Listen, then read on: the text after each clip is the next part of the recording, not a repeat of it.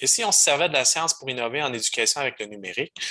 Euh, c'est le titre que j'ai trouvé, c'est pour continuer avec vous une réflexion. Je me suis dit que ça valait la peine justement profiter du grand rassemblement présentement pour mener une réflexion, puis même participer à cette réflexion-là. À la lumière de ce qu'on a vécu dans les derniers mois, vous savez tous qu'on a vécu une pandémie, à moins que vous étiez sur une autre planète, là, où vous étiez isolé sur une île et viviez en ermite. Et je me suis dit, il y a des liens intéressants à faire sur l'aspect le développement scientifique et ce qu'on fait en éducation et ce qu'on appelle de l'innovation en éducation avec le numérique. Donc, je vous invite à partager, à participer à cette réflexion-là, puis en tout cas à nourrir cette réflexion-là ou peut-être alimenter ou initier cette réflexion-là. Donc, sans plus attendre, je vais partir de mon PowerPoint classique maintenant. Voilà. Est-ce que vous voyez bien? Parfait. OK. Donc, peut-être vous en souvenez, là, je vais me servir de l'exemple au Québec, là, mais le 12 ou le 13 de mars 2020, onde de choc, état d'urgence sanitaire. Moi, je me souviens, j'ai un running gag, j'étais à l'Université TELUC, puis je me suis fait un café ce matin-là. Et quand je suis revenu la fois suivante dans mon bureau, c'est-à-dire quelques mois plus tard, j'avais un fond de café dans ma tasse qui avait séché là. Fait que je suis capable de mettre une date sur ce fond de café-là. Puis je l'ai encore, d'ailleurs, c'est comme rendu un trophée. Donc, je peux dire que c'était le 12 de mars 2020, un café qui date de ce moment-là. Et si on se remet dans le contexte, c'est intéressant parce que on gérait devant l'inconnu. C'est-à-dire que les gestionnaires, les politiciens devaient gérer l'inconnu, mais même le monde de la santé devait gérer l'inconnu parce qu'on avait un virus qui était inconnu.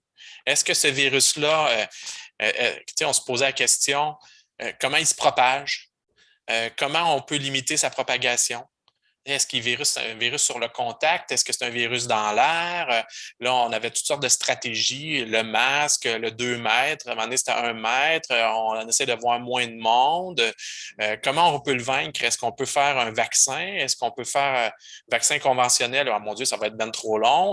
On essaie-tu l'ARN messager? Mais c'est un nouveau vaccin, on ne le sait pas trop. J'ai une voisine ici qui travaillait à savoir est-ce que ça laisse une trace dans le sang? Donc, ils ont été voir une vieille façon de faire, c'est-à-dire que si quelqu'un a été rencontré le virus, il y a peut-être une trace dans le sang qu'on peut exploiter pour faire un médicament ou un vaccin.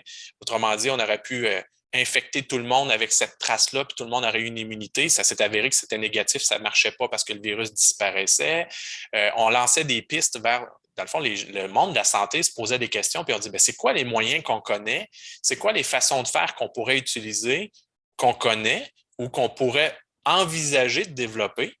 Je ne sais pas si vous avez vu le reportage quand ils ont essayé de travailler sur l'ARN messager, mais celle qui est devenue la responsable du vaccin de Pfizer, si je me souviens bien, ou Merck, là, je ne me souviens plus trop, mais c'était une stagiaire dans une grosse équipe de laboratoire aux États-Unis. C'était une stagiaire d'un professeur responsable des vaccins. Puis elle, cette stagiaire-là était spécialisée sur les coronavirus, mais c'était la seule stagiaire dans toute la grosse équipe qui travaillait là-dessus. Et là, ils ont fait comme ah, toi, tu as une expertise. Elle en a parlé à son responsable. Le responsable a dit wow, peut-être on a quelque chose là. Et ils l'ont envoyé à New York, ils ont présenté, puis ils ont décidé de développer avec son idée. Mais c'était une personne dans toute l'entreprise qui savait comment pouvait être développé ce virus-là et comment pouvait être développé un vaccin. Puis ils ont pris la chance de développer à partir de là. Et c'est devenu un des principaux vaccins.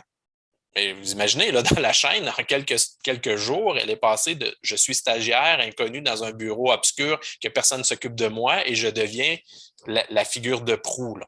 Donc, tout était tout était sur la table pour essayer de voir comment on peut travailler avec ça. Alors, on a regardé du côté des médicaments. Donc, il y avait une réaction dans le domaine de la santé basée sur les connaissances scientifiques, basée sur ce qu'on sait faire, ce qu'on pourrait peut-être faire, mais il y avait une réaction de ce type-là. Donc, je ne suis pas un spécialiste, mais on peut regarder l'ensemble de ce qui a été fait. Et à ce jour, la lutte se poursuit encore, c'est-à-dire que on sait très bien que si le virus, on l'a vu avec les mutations, bien, s'il mute à un endroit, ça se peut que ça puisse changer. Donc, il y a une importance de vacciner tout le monde, ou en tout cas, il y a une importance de faire une lutte concertée, pas juste localement. On sait un certain nombre de choses sur ce virus-là. Quelles ont été les réactions dans le domaine de l'éducation? Printemps 2020, on attend. On a arrêté 2 semaines au Québec. Puis après ça, on s'est dit, ben là, on va essayer de finir l'année. Été 2020, on attend encore. Automne 2020, on espère, puis on fait de son mieux. Je caricature un petit peu, mais c'est un peu la réaction qu'on a eue dans le domaine de l'éducation. C'est-à-dire, on ne peut plus enseigner en classe. Qu'est-ce qu'on peut faire? Ah, OK, peut-être qu'on peut faire, on peut peut-être faire de la formation à distance. À un moment donné, l'idée est sortie. Mais est-ce qu'on s'est posé la question, est-ce qu'il se fait de la formation à distance au primaire ou au secondaire au Québec? Est-ce qu'il s'en fait au Canada ou ailleurs dans le monde? Qu'est-ce qu'on sait sur ce qui fonctionne ou ne fonctionne pas en formation à distance? Est-ce qu'on a vu ce réflexe-là? Moi, je peux répondre à ces questions-là comme spécialiste en formation à distance. Je sais qu'il s'en fait au primaire, au secondaire en dehors du Québec. Il s'en fait en Alberta, notamment, il s'en fait en Ontario. Il s'en fait aux États-Unis. Est-ce que ça fonctionne? Ben, là, les études montrent que, notamment au primaire, sur des études longitudinales sur 10 ans, ben, il y a une régression chez les enfants par rapport aux autres. Bon, ben, au moins, on le sait, là, c'était mesuré, mais ce n'est pas nécessairement ce réflexe-là qu'on a eu dans le domaine de l'éducation. Ce qu'on a essayé de faire, essentiellement, c'est de dire, on a essayé de faire ce qu'on faisait avant, puis on a essayé de brancher des Zooms, des Teams, puis on a essayé de faire exactement la même façon de faire. Mais moi, je me pose la question, où étaient les résultats à propos des projets des portables? Tu sais, vous avez tous entendu parler des projets portables TIC. Ils sont où les résultats? Qu'est-ce qui marchait bien dans ces projets-là? Qu'est-ce qui marchait moins bien? On aurait dû transférer ça. Ça nous aurait donné des leçons. Est-ce qu'on pouvait... où étaient les résultats à propos des pratiques intégrales numériques pour apprendre? Le numérique, ça ne date pas de l'année passée, là, ça date de plusieurs années. Il y a des choses qui fonctionnent, il y a des projets qui ont été faits. Je me pose la question. Je disais, pourquoi on n'a pas eu cette réaction-là? Non.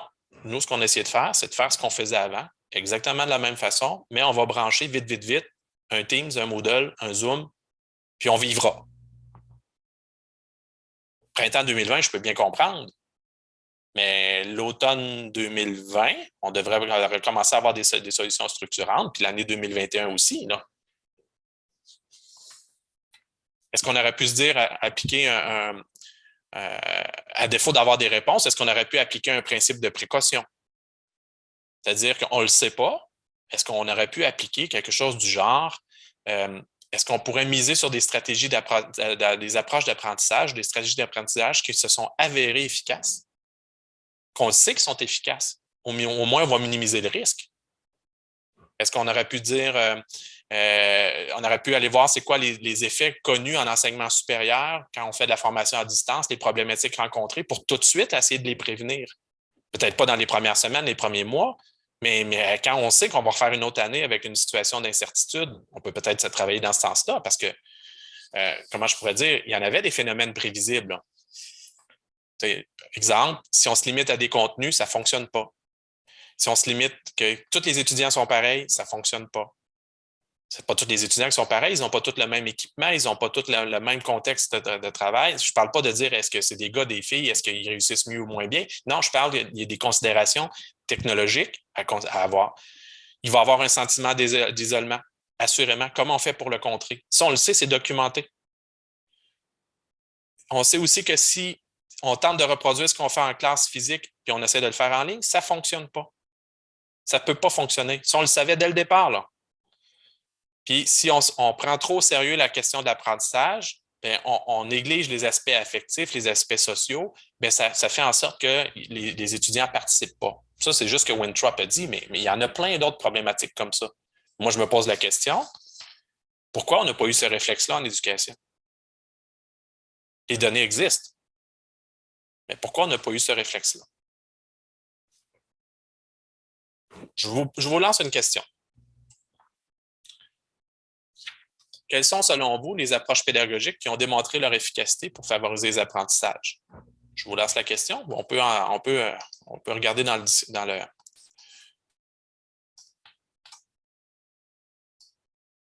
Laurie qui dit intégrer l'élève dans son processus. Je vous lance la discussion. Vous pouvez prendre le micro, ça ne me dérange pas. Je vais en profiter pour prendre une gorgée. Vous pouvez écrire dans le chat. Selon vous, est-ce qu'il y a des approches pédagogiques qui ont démontré leur efficacité?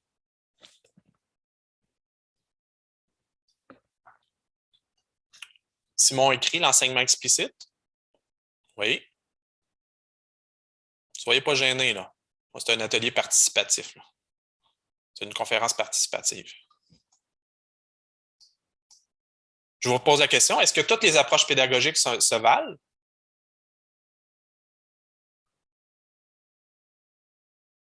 Puis, si on dit, on va prendre on va faire une approche socio-constructiviste, est-ce que est-ce que ça se vaut? Est-ce que ça a déjà été démontré que ça favorise les apprentissages? Laurie écrit en fonction de chaque élève.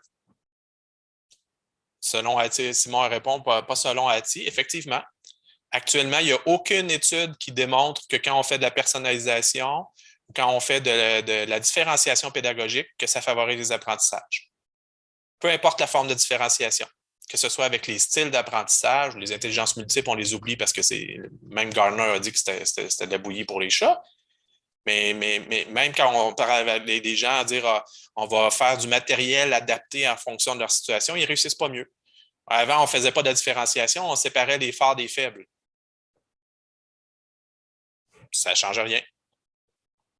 La question est bonne, Laurie. Pourquoi est-ce qu'on promouvoit cela dans le milieu? C'est parce que c'est tendance. On ne peut pas être contre la vertu parce que le principe semble bon.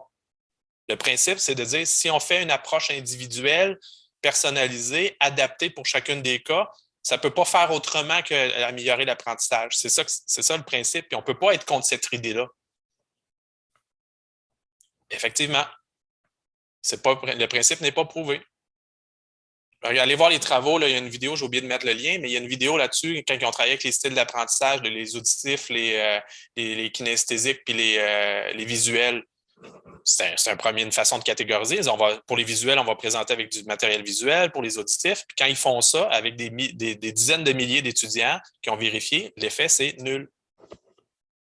Mais on parle de ça. C'est peut-être un des problèmes.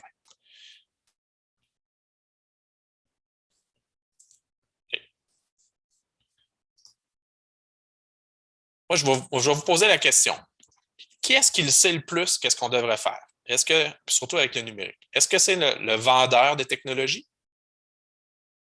Et les vendeurs, ils ont toujours un argumentaire, là, ils ont un pitch de vente. Là. Je m'excuse de la diapo, là, je viens de réaliser que les références apparaissent au fur et à mesure, sont déjà là, mais le vendeur arrive toujours en disant voici ma nouvelle application, voici la bébelle, voici ce que vous pouvez faire, voici comment c'est le fun, voici que le dernier que j'ai vu, c'est Minecraft. Les seules études qui sont faites sur Minecraft, c'est des gens qui mettent de l'avant cet environnement-là.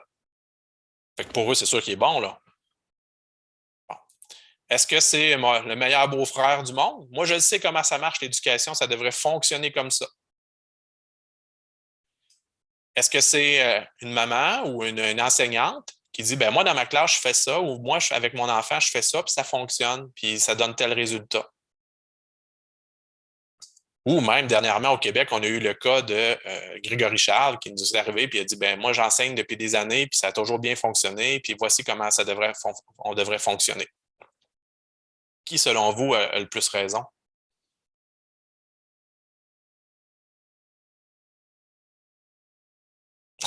La réponse, un peu tout le monde. C'est pas tout à fait faux, mais c'est pas tout à fait vrai non plus.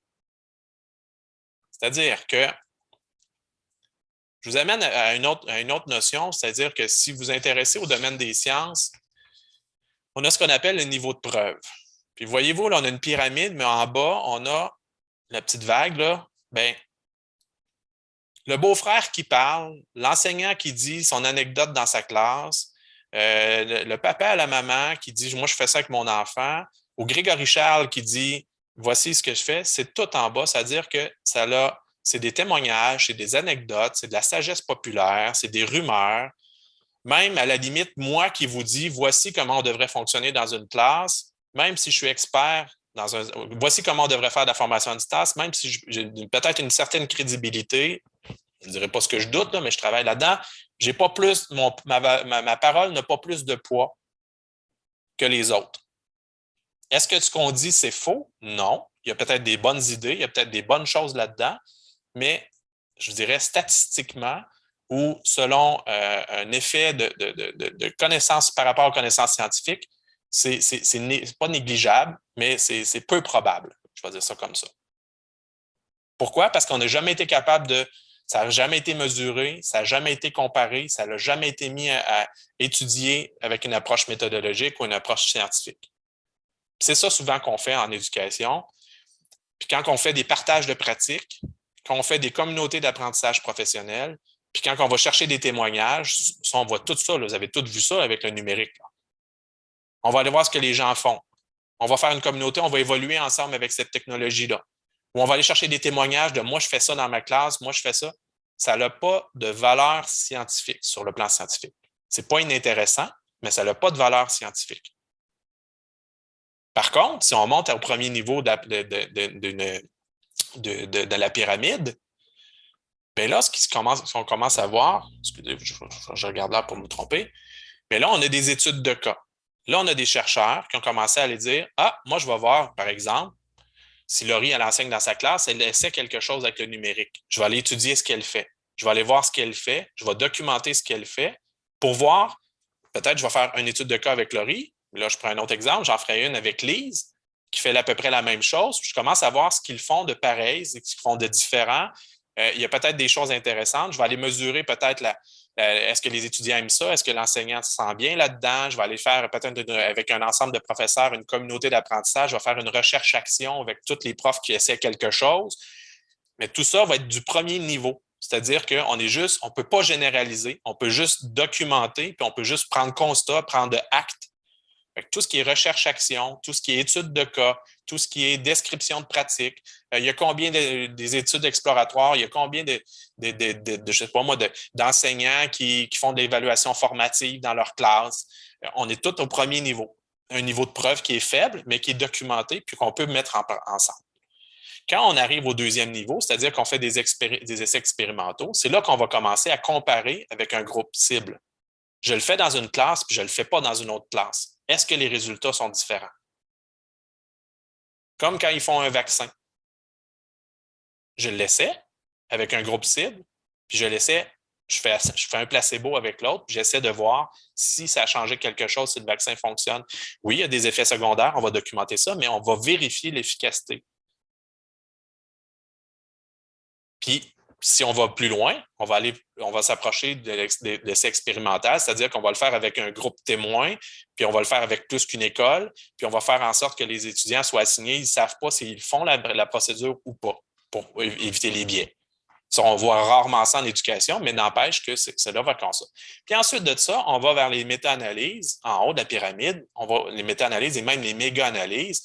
Ce que John Hattie a fait, c'est faire une méga-analyse qui s'appuie sur 800 méta-analyses. Et là, c'est des effets de masse, c'est-à-dire de dire, bon, bien, quand on l'a expérimenté, il y a eu tant d'études, il y a eu tant d'études de cas, il y a eu tant d'essais expérimentaux. On s'appuie sur tout ça pour dire, bien, finalement, actuellement, quand on essaie, par exemple, la différenciation, quand on mesure s'il y a un effet sur l'apprentissage, lorsqu'on différencie, on a une approche différenciée, la réponse, c'est non. Paul, il dit si ce n'est pas mesurable ni observable, c'est difficile de valider. Toujours faut-il savoir ce qui devrait être mesuré, observé ou ce qui compte vraiment. Effectivement, si je veux savoir si la charge de travail est plus élevée quand on fait de l'enseignement comodal pour un enseignant, ça se mesure, ça s'observe, mais ça se vérifie pas. Là. Il y a des choses qui ne se vérifient pas non plus. Mais il faut se remettre en question quand on fait du numérique. C'est quoi? Pourquoi on implante du numérique? Les outils numériques, souvent, c'est pour améliorer l'apprentissage. Il faut le mesurer, cet apprentissage-là. Si on ne le mesure jamais, on fait un peu comme dans les projets protiques. Tout le monde est content, tout le monde il y a des petites frustrations, tout le monde est. Mais au final, c'est trop complexe, on n'a pas mesuré si ça améliore les apprentissages. Moi, c'est ce que je conçois, c'est ce que je vois de ces études-là présentement. Mais bon, voilà. Un bel exemple. Vous avez peut-être entendu parler de M. Didier Raoult. Je ne sais pas si vous vous souvenez de ce monsieur qui avait trouvé un remède contre le coronavirus. Ben lui, il a dit, moi, j'en ai trouvé un, je leur donne de comment ça s'appelle? De l'hydroxychloroquine. Voilà, je donne ça à mes gens, puis ils sont tous corrects, ils sont tous guéris. Puis là, quand on regardait, ouais, mais il l'a fait avec un faible taux de participation. Il n'y avait pas beaucoup de témoins, ça n'a pas randomisé. Puis en plus, il n'avait pas compté ceux qui avaient quitté son service pour aller dans d'autres services une fois qu'il avait été traité ou partiellement traité. Fait que ses pairs ont dit non, non, non, t'as peu là. T'sais, lui, dans le fond, il avait fait un peu comme un niveau 1, étude de cas, mais quand les gens, les autres chercheurs ou les autres médecins ont dit ça ne marche pas ce que tu dis, ça n'a pas de validité, bien, ça tombe. Là. Lui, tu auras beau dire ce que tu veux. Là, il s'est défendu en disant c'est parce qu'ils ne savent pas de quoi ils parlent ou c'est parce que, dans le fond, il a trouvé toutes sortes d'arguments là, fallacieux, là, mais l'idée, c'est que dans la pyramide, c'est réplicable, puis on est capable de le revoir, puis c'est rigoureux et c'était publié, révisé par des pairs. Voilà. Enfin, je trouvais drôle, puis c'est drôle parce que lui, il parlait très fort, il y avait une présence médiatique, puis vous vous souvenez de Trump qui avait dit que ça marchait maintenant, puis qu'il devait prescrire ça. Enfin, c'est ça. Lui avait trouvé son remède, s'il l'avait trouvé, si c'était vrai, après tant d'années, en tout cas plusieurs mois, on aurait approuvé, puis on l'aurait trouvé. Voilà. Donc, si je reviens à ma question de tout à l'heure, quelles sont les approches pédagogiques qui ont démontré leur efficacité pour favoriser les apprentissages? Bien, ou peut-être que vous en avez déjà entendu parler, mais même pour moi, c'est clair. C'est-à-dire, c'est éloquent. Tu sais, le projet Follow Through, qui a été fait pendant 10 ans, oui, c'est au primaire, mais ils avaient mesuré à l'époque les habiletés de base, les habiletés cognitives, puis les habiletés affectives. Ils ont mesuré 3 éléments. Dans le fond, ils ont dit aux gens, faites tout le matériel que vous avez besoin selon vos approches, puis on va le mesurer, puis on va le comparer. Ce n'était pas une étude parfaite, mais c'est quand même la plus grosse étude à ce jour qui a été faite pour se rendre compte que sur les 5 grandes familles, la seule qui avait un effet extrêmement positif, c'était le Direct Instruction, qui est une version francophone, mais qui n'est pas tout à fait exactement du Direct Instruction. C'est ce qu'on appelle l'enseignement explicite. Mais tout ce qui est les autres, c'est-à-dire tout ce qui est constructivisme, ben non. Le wall language, si je me souviens bien, c'était, je les avais notés, je m'excuse, mais le wall language, c'était plutôt une approche heuristique, là, dans le sens que l'enfant décide vers quoi il s'en va, c'est vers quoi il va étudier, donc axé sur le vouloir de l'enfant. Après ça, le développemental, c'était les parents qui décidaient ce que les enfants devaient étudier, apprendre, et ainsi de suite. Puis bon, pour aller rechercher, mais si vous regardez, peu importe, si vous regardez les résultats, c'est éloquent. C'est éloquent. À ce jour, c'est la seule étude de ce genre-là qui a montré l'efficacité d'une approche pédagogique. Puis j'en prends un autre. Il y a quelqu'un qui a fait une thèse dernièrement, Mme Guilmois, qui comparait en mathématiques, ça c'est en 2019. Mais vous regardez en haut à gauche, elle a commencé par regarder l'enseignement explicite par rapport à ce qui se faisait normalement. Puis ensuite de ça, elle a commencé à utiliser dans les autres graphiques l'enseignement explicite, là, c'est la ligne bleue et la ligne jaune par rapport au socioconstructivisme pour apprendre les mathématiques. Mais dans tous les cas, tout ce qui est enseignement explicite est vraiment meilleur. Elle l'a fait dans 3 situations. Vous allez revoir sa thèse, c'est très, très, très intéressant. Donc, si je reviens à ce que je disais tout à l'heure, si on s'en allait vers l'inconnu, on s'en allait vers de la formation à distance au primaire, au secondaire, ben, on aurait, par principe de précaution, on aurait dû miser sur des façons de faire en tout cas, qui ont démontré leur efficacité. Bon, peut-être que j'erre. Je reviens. Je regarde l'heure, on va arriver dans les temps. Excellent. 9 juin 2022, aujourd'hui, mon Dieu, onde de choc, nouvelle onde de choc. Il y a plein de nouvelles applications qui viennent d'apparaître. On est devant l'inconnu. Qu'est-ce que vous faites? Je vous lance la parole. Qu'est-ce que vous faites? Il y a plein de nouvelles applications numériques là, qui ont l'air super le fun.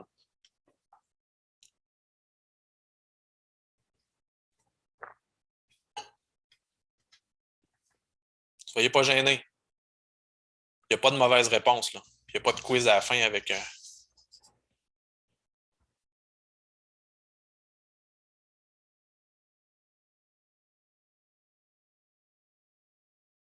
Laurie qui dit je me demande qu'est-ce que je veux que mes élèves apprennent.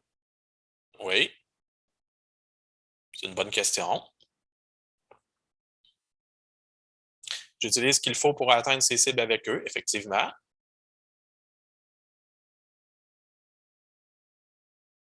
Parce que ça, c'est une situation qui arrive régulièrement. Là. Il y a toujours une nouvelle bébelle, il y a toujours une nouvelle application, il y a toujours une.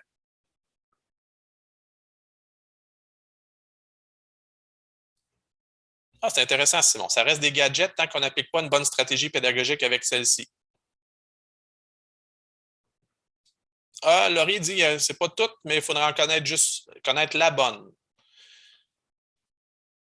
Ben, vous avez raison aussi, c'est l'intention qui rime. Wendy qui dit, on regarde des tutoriels sur YouTube pour savoir comment utiliser ces nouveaux outils. Oui, c'est des bonnes réponses. J'explore les fonctionnalités, vérifier comment elles peuvent appuyer mes approches pédagogiques. Effectivement. Euh, moi, Marcel, non, OK, Paul, je me concentrais sur les outils qui stimulent le désir d'apprendre soi-même, développer la qualité autodidacte chez l'entrepreneur. C'est pas inintéressant aussi, mais encore là, je me pose la question, si on veut stimuler le désir d'apprendre soi-même, dans quelle approche pédagogique constitue? Mais bon, c'est des questions qu'on doit se poser. Euh, ouais, la première chose que je fais, c'est ça. Je reste calme, j'inspire. Je suis dans le domaine de la formation depuis longtemps, mais ça a toujours été mon réflexe. Moi, personnellement, je me dis toujours, tant que ça ne fait pas 5 ans que l'application roule, je ne la considère pas. Pourquoi? Parce qu'en dedans de 5 ans, elle risque de disparaître si elle ne se finance pas, si elle ne s'autosuffit pas, et il va en avoir un autre qui va la remplacer. Si ça fait 5 ans qu'elle est là, elle a une certaine fiabilité, une certaine stabilité, et là, je peux commencer à m'intéresser à ce qu'elle peut faire, ce qu'on peut faire avec. 5 ans, c'est un bon buffer, je trouve. Parce qu'il y en a beaucoup qui évitent, ce que Marcel dit, éviter la saveur du mois, effectivement. Il y a des questions fondamentales. Qu'est-ce que je peux faire avec celle-ci? Moi, je pense que c'est une bonne question. Quelles sont leurs fonctions en enseignement? Donne l'exemple de fonction. Est-ce que ça peut servir à expliquer, présenter, exercer, appliquer, rechercher l'information, analyser ou traiter, représenter? Peu importe, ces fonctions-là sont toujours les mêmes. Personnellement, je n'ai jamais vu d'applications qui sont rares les applications qui vont créer des nouvelles fonctions pédagogiques.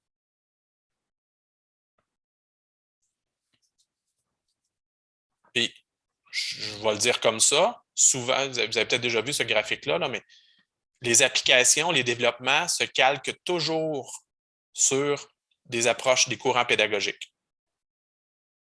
Bon, tous les courants pédagogiques ne sont pas toujours bons, mais qu'ils essaient de faire, les premiers outils de quiz, c'était l'approche behavioriste. Là, les premières machines à apprendre, c'était du behaviorisme. Là. Après ça, quand on est arrivé avec le socio-cognitivisme ou le socio-constructivisme, on a vu apparaître des outils de plus d'interaction, de médias sociaux, puis là, le monde dit ah, voici la nouvelle technologie qu'on va utiliser, là, ou le groupe de la famille des technologies, puis on va être capable de trouver une façon de connecter les gens ensemble. Mais je reviens toujours à la question de départ. C'est quoi l'approche pédagogique qu'on utilise? Au-delà de dire qu'est-ce que je peux faire avec celle-ci, quelle serait leur fonction dans l'enseignement, moi je dirais où est-ce que je peux l'utiliser dans le processus d'enseignement-apprentissage? Puis la dernière question ultime, quelle est la plus-value à les utiliser dans le processus? Si elle m'apporte rien, si elle n'apporte rien aux élèves, si elle ne vient pas simplifier, faciliter, optimiser, je la laisse tomber, là. Je la laisse tomber. Puis il faut qu'elle s'intègre dans un processus d'enseignement-apprentissage, donc une approche. Si tu te fais de l'enseignement explicite, choisir les contenus, c'est la première étape. La deuxième étape, c'est démontrer ce qu'on veut que l'enfant soit capable de faire. Fait que quand même, j'aurais une bébelle avec un lien avec tous les étudiants qui sont connectés ensemble, ça ne me sert à rien pour faire une démonstration, là. Ça peut peut-être me servir, peut-être, je dis bien, quand on va être dans la partie étayage avec le guidage, où est-ce que les élèves pourraient s'aider, s'auto-guider ou s'entraider pour guider, mais il faut que j'y trouve. Mais si c'est compliqué d'insérer ça, si ça n'apporte rien, ben, je la laisse tomber, là, je la laisse faire, là, à mon avis. Puis en plus, il faut que j'aille plus loin. Si c'est plus négatif, il y a plus de négatif que de positif, est-ce qu'on continue? Puis il faut que je mesure. Est-ce que ça a changé quelque chose des apprentissages des élèves? Si ça n'a rien changé, est-ce qu'on va est-ce qu'on continue à le faire ou pas? T'sais, parce que souvent, on va parler au nom de l'innovation, on veut rentrer une nouvelle bébelle dans le processus. Là. L'innovation, c'est quand on change quelque chose. Alors que si c'est juste dire ben, j'ai essayé telle machine, telle application, ça n'a pas marché, ça n'a rien changé, Je reviens, moi, je parle plus d'un processus d'amélioration continue. On n'est pas dans un contexte d'innovation où qu'on chamboule complètement. Quand je parle d'innovation, je donne toujours l'exemple. Euh, Mon toit coule. Ah, je vais faire de l'innovation, je vais en profiter. Ce que je vais faire, c'est que je vais mettre un toit solaire avec des panneaux solaires. Ben oui, mais il faut quand même que je rénove. Il faut quand même que je le fasse un toit solide en dessous. Là. Ça, c'est de la rénovation, c'est pas de l'innovation. Là. Je ne peux pas juste innover pour dire ben, je vais mettre un panneau, puis si ça coule autour, je vais rajouter des bâches tout le tour. Si ça coule encore, ben, je vais, c'est une fuite en avant avec des ajouts. Si tu n'as pas rénové, si tu n'as pas quelque chose de solide sur lequel sur lequel tu t'appuies, tu n'es pas dans une situation d'innovation, tu es dans une situation de rénovation ou d'amélioration continue. Mais bon. Des questions, commentaires? J'ai quelques minutes.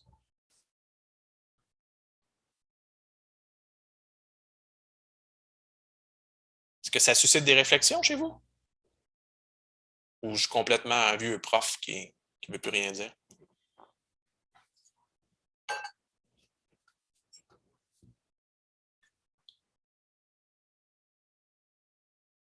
Bon, je ne veux pas vous endormir. Mais bon, voilà, je vous donne un exemple tout récent. Euh, le comodal, c'est une saveur du mois, là, des derniers mois. Là. C'est-à-dire qu'après la pandémie, on veut plus faire de la formation à distance, mais il y a des petites affaires intéressantes dans la formation à distance, puis on a toujours voulu faire de la formation à distance, donc on va faire du comodal, c'est-à-dire qu'on va donner des cours en classe avec des gens à distance, synchrone, puis si on a le temps, puis on a le goût, puis on est capable, on va peut-être rajouter le volet distance asynchrone aussi. Ça existait, là. Ça existait en 2008. Là. Brian Beatty en parlait, là, puis avant lui, il y en avait d'autres qui le faisaient. Puis bon, on a fait une recension dernièrement là, avec Normand Roy, puis une recension systématique Normand Roy puis France Lafleur, là, un rapport qui a été commandité par le REFAD qui va sortir incessamment. Les avantages pour les étudiants sont très, très nombreux. Là. Expérience d'apprentissage, individualité, flexibilité pour la conciliation travail, études, famille, accès au matériel en tout le temps. Il y a plein de choses intéressantes.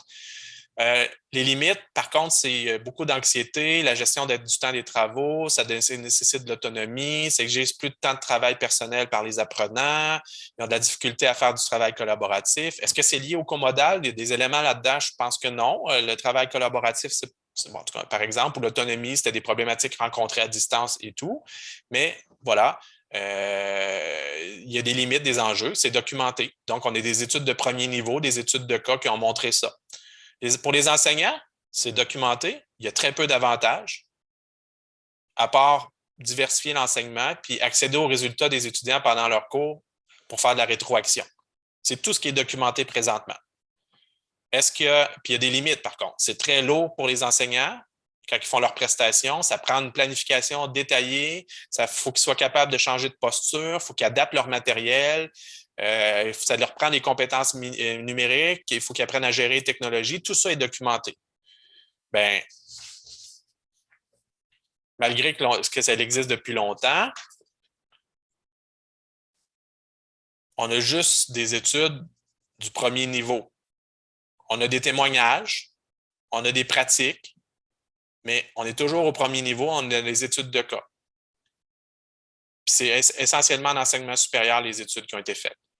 Donc, on n'a pas de rien qui nous dit, on n'a même pas vérifié si les étudiants réussissent mieux ou moins bien.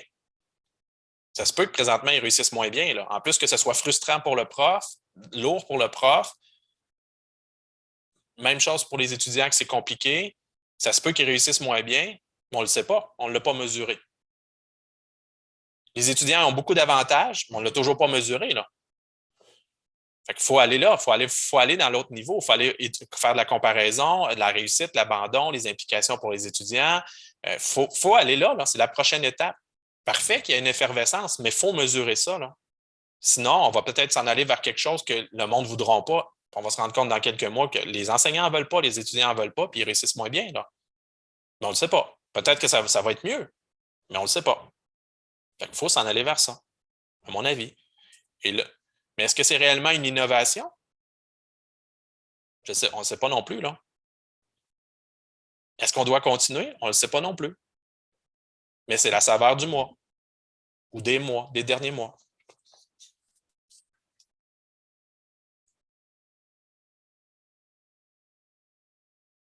Oui, bon commentaire. Les formes de FAD sont parfois adoptées pour répondre à des besoins de fréquentation.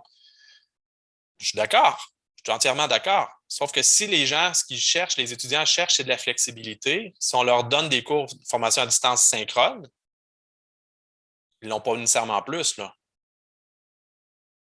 Et si le cours, tu n'as plus besoin de venir dans le local, le cours se donne le mardi soir, maintenant tu peux rester à la maison, mais c'est à tous les mardis soirs pareil, ça se peut que tu aies besoin de t'occuper de tes enfants pareil aussi le mardi soir, là. Fait que c'est peut-être les raisons ne sont pas toujours les bonnes raisons, puis les façons de livrer la formation à distance ne sont pas toujours les bonnes. Donc, en terminant, j'ai des questions. C'est pas on peut prendre quelques minutes pour en discuter. Est-ce que nous faisons réellement de l'innovation ou si on mesure pas ce qu'on fait? Si on mesure jamais, est-ce qu'on peut parler d'innovation? C'est une question que je vous soumets. Comment pourrions-nous adopter une posture plus scientifique, notamment avec le numérique? Puis quel rôle avons-nous à jouer en tant que professionnels en éducation avec le numérique? Ça, c'est les questions que je vous soumets là, pour les prochaines minutes. Il reste combien de temps?